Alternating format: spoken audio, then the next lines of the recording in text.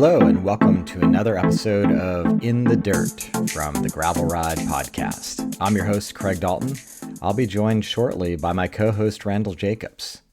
Every 2 weeks, Randall and I discuss how gravel cycling is fitting into our lives in that particular week, and also look at recent product drops and events being announced in the industry. It's been quite quiet over the last few months, but I feel like with vaccinations coming, we're starting to see new product launches and a lot more talk about events in person later this year. If you're a first-time listener, welcome. In the alternating weeks, I have long-form interviews with product designers, event organizers, and athletes with the goal of shedding light on the ever-nuanced sport of gravel cycling. We've got quite an extensive back catalog of episodes with about 100 already recorded. So if there's an event or a product or an athlete that you're curious about, just scroll back in your podcast feed. I think you'll find we've covered a lot of territory over the last 2.5 years. The podcast is sponsored by a small number of supporters, but mainly by listeners like you. Simply visit buymeacoffee.com/thegravelride and choose how you'd like to support the show. Your support is greatly appreciated. With that said, let's dive right into this week's show. Randall, good to see you. Good to see you as well, Craig. How have you been? I've been well. For some reason, it feels like I haven't talked to you in a long time this week. I have been largely off-grid. So I, on a road trip, was in Death Valley with my colleague Sam, and then now I'm in southern Utah, where I've been for the past couple of weeks. So it's been a good amount of time since we last chatted. Yeah, that makes sense. That's awesome. I forgot that you were intending on meeting up with Sam. Did you guys end up camping and doing some riding together? So we left bikes at home, and I've actually left my bike at home entirely for this roughly 4-week trip, intentionally so. A lot of trail running and hiking and long walks and so on, just because I figured I have a Prius camper, and so I can fit the bike, but it's a lot more work to pull it out and then pull it out, lock it up outside the car to camp, and then throw it back in and so on. But then also, I just wanted some time away from the bike so I could fall back in love with it. And I've been really enjoying trail running and going up a little bit of light mountaineering and things like that on this trip. And so yeah, time away.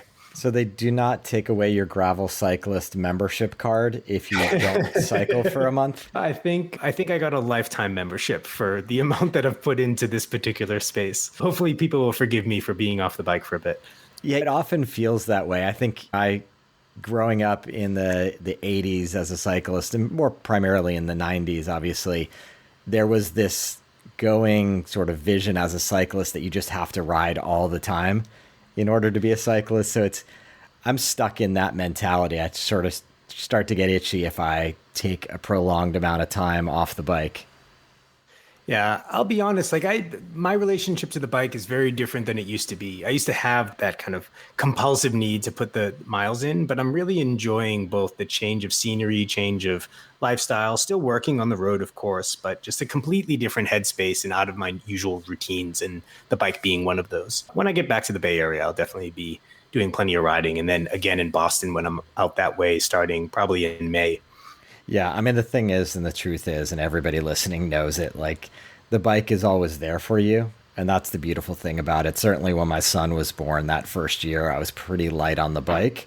And that predated my interest in gravel cycling. And when I came back and discovered gravel cycling, I just sort of grabbed hold of it and was all in again.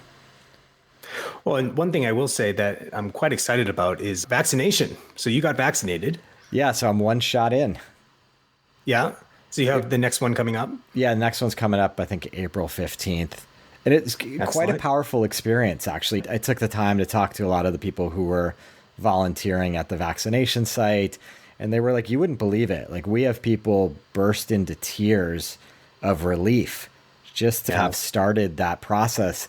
And I definitely felt that. I mean, by no means am I being cavalier in my life and my protection at this point, one shot in. And obviously my family's not vaccinated yet, but I have a sense of hope. I'm really excited about more of my friends getting vaccinated and just slowly returning back.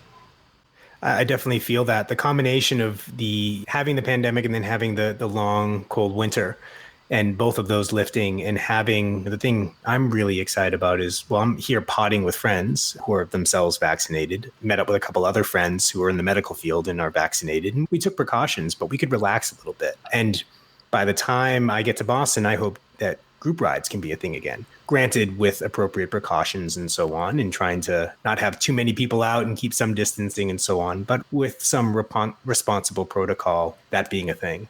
Yeah, and I'm curious to learn sort of how we all have appropriate protocols. I know in the Ridership forum, one of the members posted an article originated from USA Cycling, but also offered and layered in a lot of his personal precautions and experiences in riding throughout the pandemic. It's just going to be strange. I went on a ride over the weekend, my largest group ride in 14 months. 6 people, 3 people vaccinated. So obviously we were masked up and trying to stay distanced. But it's weird. It's awkward to sort of be half in, half out. And I think we're all going to go through this the next 4 or 5 months potentially. And it's just important that we stay strong and conservative so that we can go into the winter as a country in good position. Well, and I think the other thing that we need to be mindful of is that these vaccines are very effective, but are not 100% effective. And with new variants and so on, we might need boosters, and some degree of precaution and protocol will be necessary for a while. But to be able to know that the worst of it is over, or hopefully over, is an immense relief. So yeah, absolutely. I'm with you there. Hopefully get mine in April when I'm back in the Bay. I think California is going to offer them to everybody starting either on the 1st or the 15th of April. Yeah, I think it was the 15th of April. It's open to everybody. And I do think it was like an assembly line where I went. It was in a high school gymnasium and they were just pumping people through, which is great to see. So I do think if you're motivated, you're going to be able to get in there. And I hope my wife is sort of similarly is just going to get in on the earlier side of April to get our household vaccinated. Excellent. But this is not a pandemic, COVID, medical podcast. We're here to talk about gravel bikes as usual. Yeah. I feel like a few companies are starting to put new things out there, which is exciting. Mm-hmm. So a few more products coming to our desk. I know you sort of, one of them caught your eye and a couple caught my eye that we should talk about. Yeah. So mine would be the DynaPlugger from DynaPlug. And not that it's anything radically new, it's just a much less expensive solution to their already great DynaPlug setup. And I've been using the bacon strips just because I found the DynaPlugs cheap, even though the DynaPlugs are arguably more effective or less fussy. With this, I really have no excuse. And I think neither does.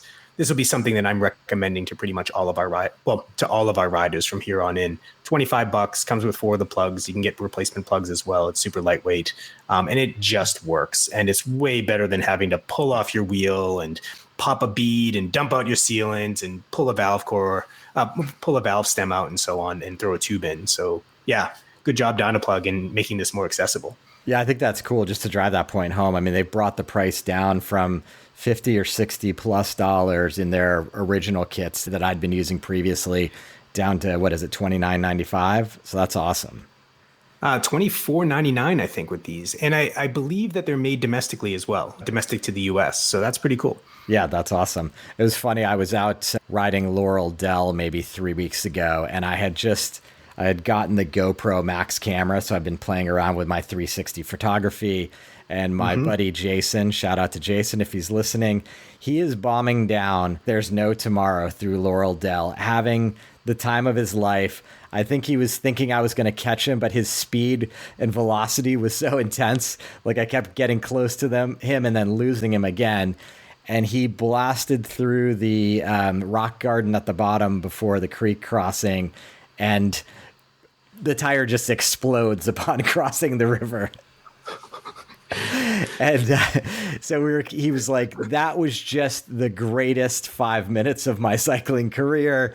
And we're like, now it's going to be the worst 4 hours of your life as we hike up to the ridge and try to find your way home, etc. But we had a couple plugs, which is why I'm mentioning it. We plugged the tire, but it was too far gone. He'd actually dented the rim, and we did have to pull it out. We put a 700 by 30 inner tube for a 650 by 43 tire. So it was sort of overinflated on the inner tube and quite a bit wonky on the way out. But we were able to ride all the way home, which I considered a victory. He finally reflatted again right when we got to Mill Valley, so someone was able to come back and pick him up. It makes me think you might want to add another solution, which is we have a few riders, mentioned my friend Isaac before, who's in the ridership, and he uses the foam inserts. I can't recall which ones he's using. It's Airform or one of the others. But if he's detonating tires and denting rims in the process, maybe that's something to add into the package. Yeah, I think if you're a larger rider, that seems to make a lot of sense. I didn't really think about it in that context. But Jason's definitely well over 6 foot tall, a bigger guy, so he's hitting things hard. Those crush core or other types of foam inserts might be something of interest. Yeah, I actually just recommended it to one of our riders who wanted to start exploring lower pressures with our carbon rims. And it's, well, they're very robustly made. And when you run them too low and you hit a rock, it's going to be a very expensive repair. So yeah, the people I know who ride them really like them. It adds a little bit of weight, but if you're riding that aggressively, who cares? You're already on a very efficient machine. Yeah, and particularly if you're a bigger guy or gal, like why not, right? Yeah. Yeah. The other thing that what else do we have here? Yeah, I was going to say the thing that I picked up over the transom was these new power meter pedals from Garmin. They're called the Rally Power Meters, and they're built on an SPD chassis, which to my knowledge is the first sort of SPD style power meter pedal that's existed. I feel like there may have been another one made by Expedo or one of the other Taiwanese pedal makers. Don't quote me on that, but these definitely look really well made. SPDs, as I ride them, I'm a big fan. They're ubiquitous. They're a little bit heavy. It adds, like relative to an XD, I'm seeing XDs at 170 grams a piece. These are 220 grams, so an extra 50 grams per pedal. But dual-sided power meters, you can transfer them to any bike. They install really easily, and you don't have to buy a set of pedals because these are your pedals. So in all those regards, it makes sense. They're a bit pricey. I think they're, what, $1,000? Yeah, over $1,000. So definitely pricey. I mean, I think, well, you would know better than I. What can you get into a crank arm-based power meter for? So if you have crank arms that have a flat inner surface, there's a good chance that 4 eyes power meters will work for you. And this is what we recommend to our riders because our cranks are hollow forged aluminum. So it's a smooth surface on the back. And so this is like a 9-gram power meter that you can get either with a coin cell or rechargeable. They both have their upsides and downsides. I like the coin cell myself because it lasts a really long time and you replace it really easily and there's no port to get contaminated, but different strokes for different folks. And it's $300. Now, the downside is that you have to remove your crankset and ship your crank out and be without your bike for 2 weeks. So that's a bummer. Yeah. But it works really well. It's single-sided, so it's not giving you an average of the two sides. It's not giving you a sense of any sort of imbalance, but most people are pretty balanced. And frankly, like it's accurate enough for you to understand your progress. And I think that's really the critical thing. Yeah. I mean, imagine if you're a professional athlete, knowing about a little bit of imbalance between your legs is something you can work on with your coach. But as the average athlete, as you said, we're hopefully mostly balanced and it works itself out in the wash. Yeah. Yeah. And as far as the weight is concerned, 9 grams. So you could actually buy the cheapest Shimano pedals, like the M520s, which I recommend all the time because they're just bomb-proof. Add one of these 9-gram power meters and be at $300 versus $1,000 and still have a lighter setup. So I think that's something to consider. Yeah, now that you're mentioning it, because I thought, this would be really cool to be able to swap between the two. But you might as well at $300 price point get one. Put them on 3 different bikes and then you have $100 to buy yourself a nice meal. Exactly. Have you ever trained with power? Oh, yeah. I trained, I had the original wireless power tap with an old school Garmin Edge 705, which was like the big unit back in the day. Yeah. And it was pretty radical at the time. And I remember reading, I think it's Andrew Kogan's book, Training and Racing with a Power Meter, and then Joe Friel's book, The Mountain Biker's Bible, or something along those lines for a title. And I had always trained with heart rate. And heart rate gives you a lot of great information, and you can correlate that with your perceived exertion and your cadence and so on and learn a lot. But adding power power is just such an absolute metric. Like I weigh this much, I can put out this much power for this much time. And how does that correlate to my heart rate? And how does that correlate to my cadence? And how can I optimize those things and my body temperature management and my fueling strategy and so on to get that power number as high as possible, as long as possible? Yeah, I think that's what always interests me about it. There's a purity to a power number that you just can't get anywhere else. Yeah, at the end of the day, it's if you're in an event, keeping all else equal, like power is it. Though granted, one of the beautiful things about training with power is it kept me from overtraining. Right. Okay. So now you have all of these ways of looking at being in a certain zone for a certain amount of time based on your threshold power and your max power and so on, in this kind of a curve. And then you can see, and so like I found when I first started training with power that I was overtraining. And so I backed off and focused on recovery more and did more intensity before major events. And it actually made a huge difference. And were you using the power meter while you were racing off-road? No. Back then, I think there was the SRM, and then there was, which was a crank-based, very expensive, very accurate, but very expensive. And then there was the Power Tap, which was a hub-based system. And so I had built up a set of aluminum wheels, training wheels. It was back in the day when you had training wheels and race wheels. Now everyone just has really nice wheels with disc brakes because you don't really have to worry about wearing them out. They just work well. And carbon wheels are relatively inexpensive now.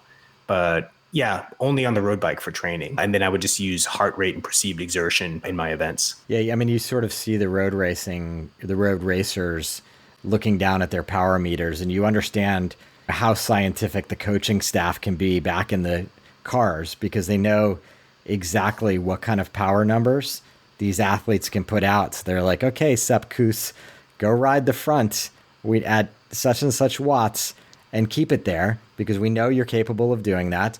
And we know you can do that for 20 minutes. And at 20 minutes and 1 second, we're going to pop you off. We're going to slot the next athlete in there. What makes me think back to the conversation I had a few weeks ago with Ted Huang, and he was talking about you have different racers and they're feeling good today.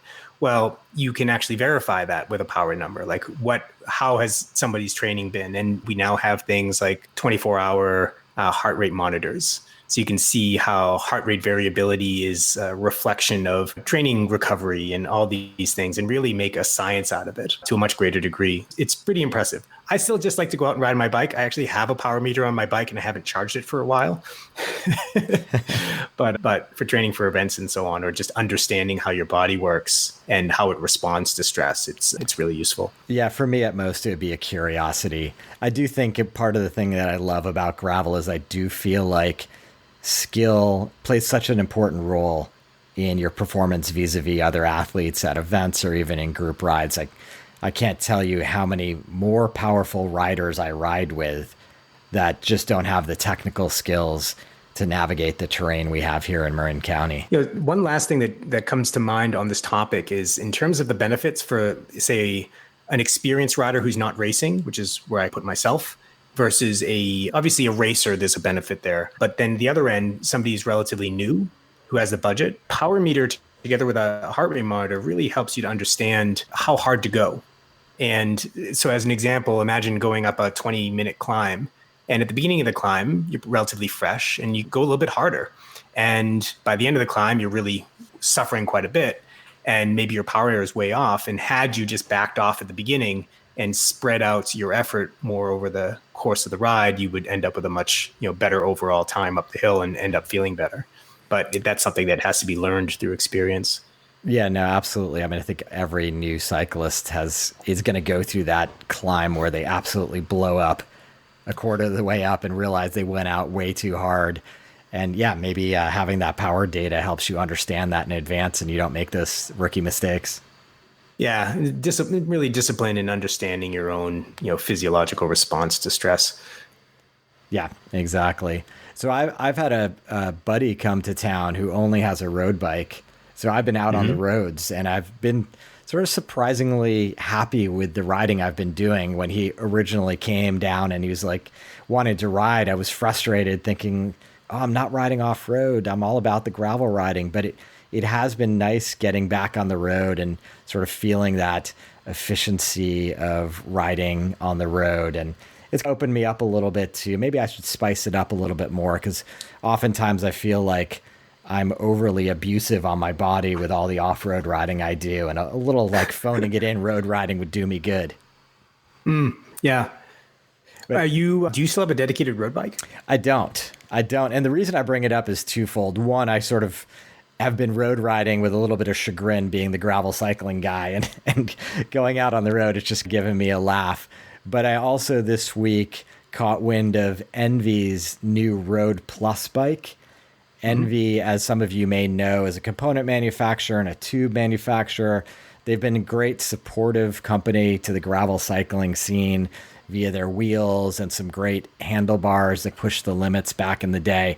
But they've come out of their Ogden, Utah factory with this new custom Road Plus bike that accepts, I think, about to a 35C tire. But it's pretty fascinating that an Ogden, Utah-based company is now offering a full custom frame set. So I just wanted to get your thoughts on it. Yeah, this thing. So my initial impression was, oh, here we go, another really expensive bike, and it's got a seat mast and so on. Not that interesting. But when I dove into it, it's custom geometry. And so they had to develop a different manufacturing process to accomplish that. Because usually in a mass-produced carbon bike, like our bikes, our frames, you would essentially do usually the front triangle in one mold, and you'd have 5 sizes of that mold. And then you do the rear triangle in another mold, and you may have anywhere from 1 to 3 different rear triangles to correspond with the different sizes. And that's it. And it seems that they're allowing more or less full customization of all the tube lengths. And that's really hard to do. This is not a mass production process. And so it makes sense why it costs what it does. And even the seat mast, which I'm not a huge fan of because it makes it so that a bike has very limited adjustability. Well, already this bike is being very highly tailored for a very specific rider. And so in that sort of scenario, a seat mast does offer some very subtle advantages potentially in terms of weight, in terms of being able to tune the frame just so. It's not a decision that I would make, but I can see why it's done here. Yeah, it's interesting. Oftentimes, when we've talked in the past about custom steel builders and that experience, when you have the wherewithal to get a custom bike, it's just a beautiful process to work with a builder and have it totally customized to you. And to your point, to be able to do that out of carbon is a pretty special experience. So I'm excited for the team at ENVE to have cracked whatever code and, put that out there to the cycling community.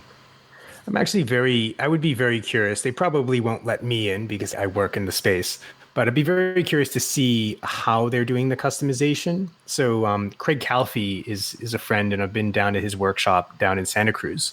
And at one time, well, I assume he's still doing it this way, he was 3D printing molds, custom molds for lugs.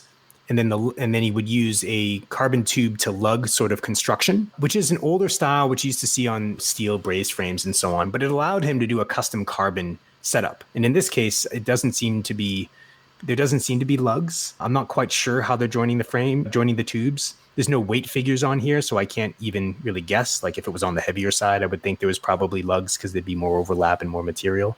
So I'd be very curious to see how they're pulling that off, and if they're even doing things with, say, custom tube stiffnesses for different riders of different weights to get the tuning characteristics you want, either something that's a little bit more flexible for a lighter rider or an off-road or a rough road rider versus something stiffer for someone who's bigger, more powerful, and or riding more on smooth roads. So right. Quite curious here. Yeah, it's curious. It sort of reminds me of that Australian company, Bastion Cycles, who was doing extensive amounts of 3D printed titanium. So they were 3D printing the whole bottom bracket shell, the head tubes, so they could get the angles as well as the other bits and bops around the bike. And then they were using carbon tubes to bring it all together. Is it possible that ENVE is actually printing the mold shape custom for the individual and then doing the process from there? I'm wondering if mold technology has evolved in such a way that becomes possible. I haven't seen anything like that. I could speculate on some possibilities just for fun and see if we get it right. But I mean, the way that it's usually done, so it used to be you put the layup on you have a 2-piece mold, you lay the carbon in the mold all around according to a certain schedule. A typical frame might have a couple hundred plies or potentially more to tune the flex characteristics and so on, just so, and stiffness. To do custom, I mean, you could do tube to lug if you want. Oh, and then you would put a bladder in, or now they use a foam. And in fact, it's a combination process where it's a foam that is dipped in latex, and then that latex creates a bladder. So now you get the best of both, being able to force air into a bladder to really push out any sort of voids, but then also the foam is expanding too. So the mass production technique is really advanced now. Is that inflation? Is that to basically push the carbon fiber plies to the outside of the mold and create whatever the ultimate frame tube shape is going to be? It's to compactify those carbon layers. So all those layers get pushed right up against the inner surface of the outside of the mold. What's the way to explain this? The outer surface on the inside of the mold is just getting pushed up against there. And to the extent that you can have more pressure pushing that as it's being cured, you're essentially getting rid of a lot of the voids that are in that material. Inevitably, you're still going to have some voids. To the extent that you can minimize them, and keep them small as well, it just makes for a stronger, more consistent frame set. Yeah, and talking to you previously, I mean, it's the mold, as you're designing a bike, the mold is a great expense. Obviously, you've got to engineer what that looks like, but then minting that mold is a big step in the process, correct? Yeah, so doing it, and granted, things might be getting more expensive now. Supply chains, as we've talked about on the pod before, are a mess right now. And even the frame vendors are seeing much higher than usual demand, which means that they're probably charging more for molds. But last I checked, from a tier 1 high volume vendor, a set of 5 molds would run, say, $50,000 or $60,000, and you might spend another, say, $30,000 to $50,000 for the molds for the foam that goes inside. Okay. So you have this, expanded polystyrene. And so that expanded polystyrene that you're putting in the mold to expand outward and push the carbon plies up against the inside of the steel mold, that needs a tool as well. And that tool can usually be made out of something like aluminum that's cheaper as opposed to steel, which is more durable but much harder to machine. But nonetheless, you can easily, on a standard, say, like gravel frame set, be investing anywhere from $50,000 to $100,000, or even more if you have tighter size runs, maybe 6, 7, 8 sizes, in order to launch a new model. Right. And then you're to tune sort of how you want the bike to perform within that. There's different grades of carbon fiber that you can use, and obviously different numbers of layers that you can put on any given part. Correct. And of course, tube shapes are kind of the starting point. So a bigger tube is, if you have a round tube and you make it bigger, its stiffness is going to go up exponentially relative to the increase in the diameter of the tube. And so working with tube shapes first, and then from there, you can tune flex characteristics with a mix of tube shapes, and then you can adjust further with the layup schedule, the particular modulus of the carbon, and you might also want to consider, say, using high modulus carbon in a place that requires a lot of stiffness that doesn't have a lot of risk of impact. But then you want lower modulus carbon, say, on a down tube where you could have rocks kicked up and so on. So there's a lot of considerations in optimizing this complex set of compromises in order to get an optimized structure for whatever you're going for as a product manager or an engineer, which I am not, by the way.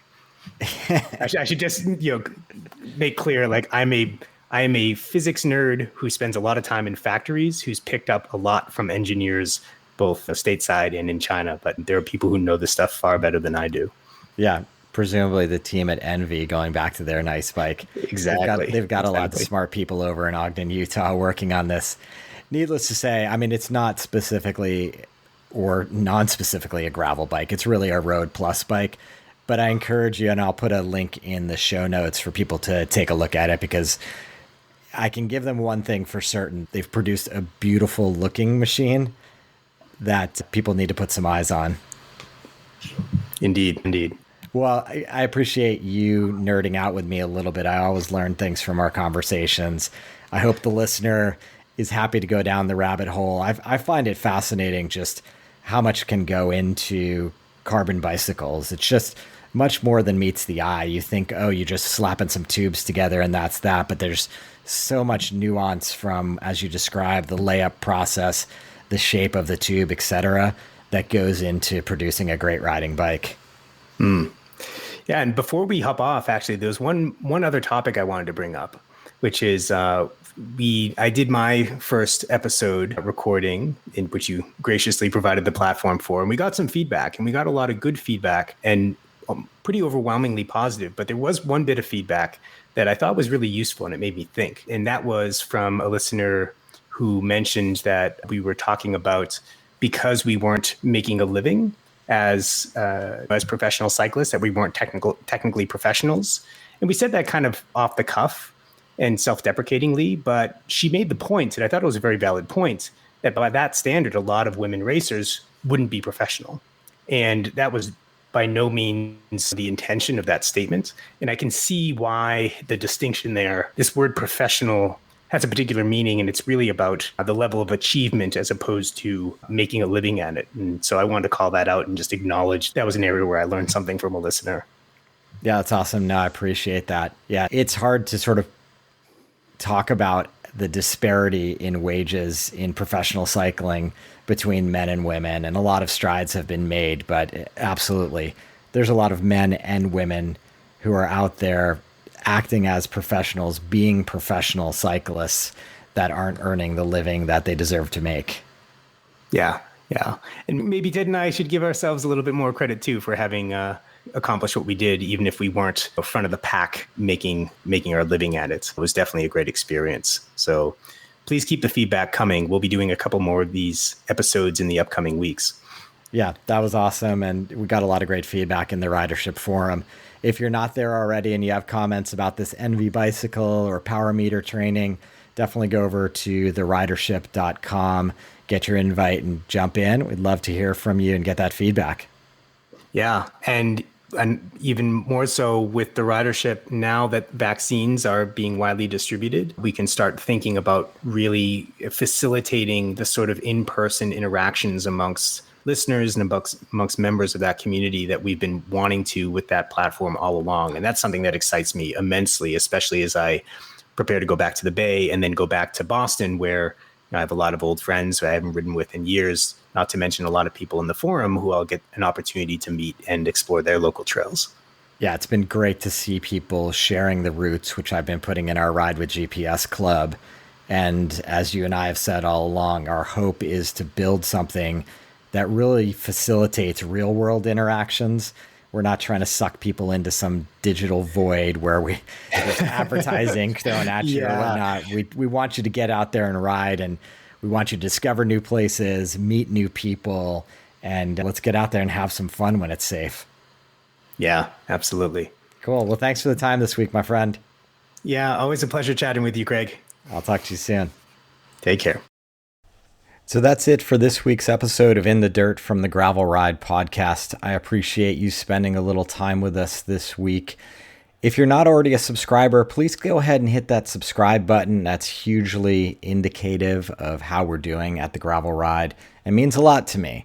If you're interested in financially supporting the show, please visit buymeacoffee.com/thegravelride. Until next time, here's to finding some dirt under your wheels.